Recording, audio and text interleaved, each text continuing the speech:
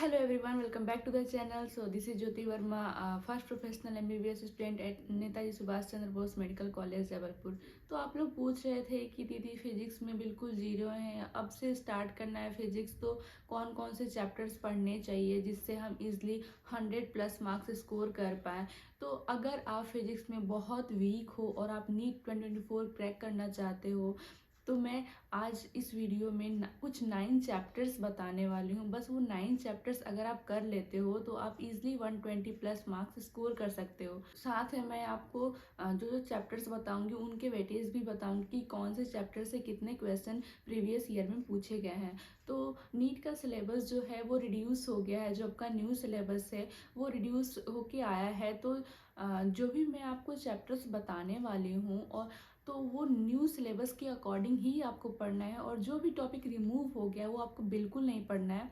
तो अब क्या आपके पास टाइम कम है, तो अब आप ये सोचो कि इतने कम टाइम में भी आप कुछ चैप्टर्स करके 120+ मार्क्स स्कोर कर सकते हो।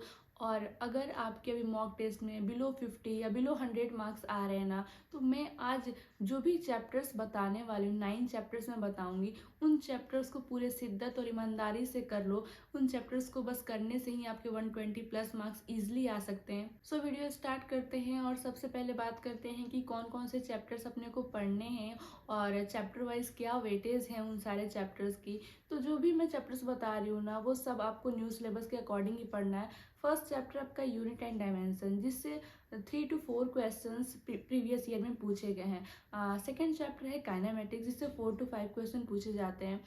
थर्ड चैप्टर इज इलेक्ट्रोस्टैटिक, क्योंकि इलेक्ट्रोस्टैट और ग्रेविटेशन जो है आपका एक कम्प्लीमेंट्री चैप्टर्स है। तो अगर आप एक चैप्टर को अच्छे से कर लेते हो ना, अगर इलेक्ट्रोस्टैट मान लो आपने अच्छे से कर लिया, तो ग्रेविटेशन है बस आपको एक दो चीज़ें बस डिफरेंस है, तो उसमें बस आपको वही फोकस करना है, बाकी सारा आपका एक चैप्टर करने पे दूसरा चैप्टर भी अपने आप हो जाएगा। Fourth chapter is current electricity, जिससे 5 क्वेश्चन पूछे जाते हैं। And the fifth chapter is electromagnetic induction, जिससे 3 क्वेश्चन पूछे जाते हैं। सिक्स चैप्टर EM वेव, जो कि बहुत ही छोटा चैप्टर है और इससे थ्योरी बेस्ड क्वेश्चन पूछे जाते हैं, और 2 क्वेश्चन आते हैं इससे, और दोनों क्वेश्चन बहुत ही ईजी आते हैं, तो आप इजिली स्कोर कर सकते हो 8 मार्क्स।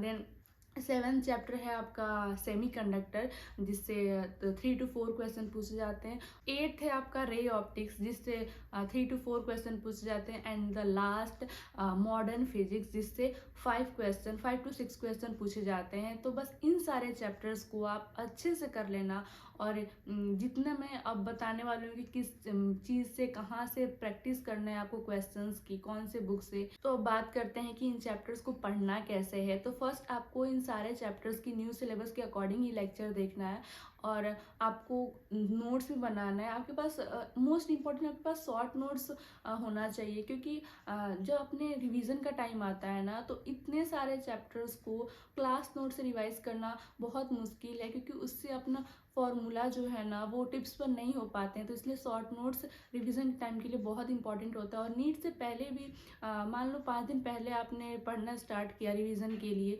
तो इतने सारे चैप्टर्स के नोट्स आप क्लास नोट्स नहीं पढ़ सकते, इसलिए शॉर्ट नोट्स बनाना कंपलसरी है सबके लिए। और शॉर्ट नोट्स बनाने में अगर आपको कोई भी प्रॉब्लम आ रही है, तो आप मुझे बता देना कि कौन से चैप्टर के शॉर्ट नोट्स बनाने में प्रॉब्लम आ रही है, तो मैं अपने शॉर्ट नोट्स प्रोवाइड कर दूंगी, उसकी हेल्प से आप अपने शॉर्ट नोट बना सकते हो। अगर आपके पास शॉर्ट नोट्स होंगे तो आप कम टाइम में ही पूरे चैप्टर्स को रिवाइज कर पाओगे, और जितने भी फॉर्मूलाज होंगे ना वो सारे आपके टिप्स पर हो जाएंगे। और दूसरा है कि most important practice, question practice कहाँ से करना है। तो क्वेश्चन प्रैक्टिस के लिए PYQs जो हैं 34 to 35 ईयर PYQs वही मोस्ट इम्पॉर्टेंट है। और यकीन मानो बस इतने ईयर की PYQ कर लोगे ना, तो मोर देन इनफ है 120+ मार्क्स के लिए, क्योंकि मैंने भी इसको फॉलो किया है। ऐसा बिल्कुल नहीं है कि बहुत सारे मटेरियल यूज़ करके ही आप अच्छा स्कोर कर सकते हो।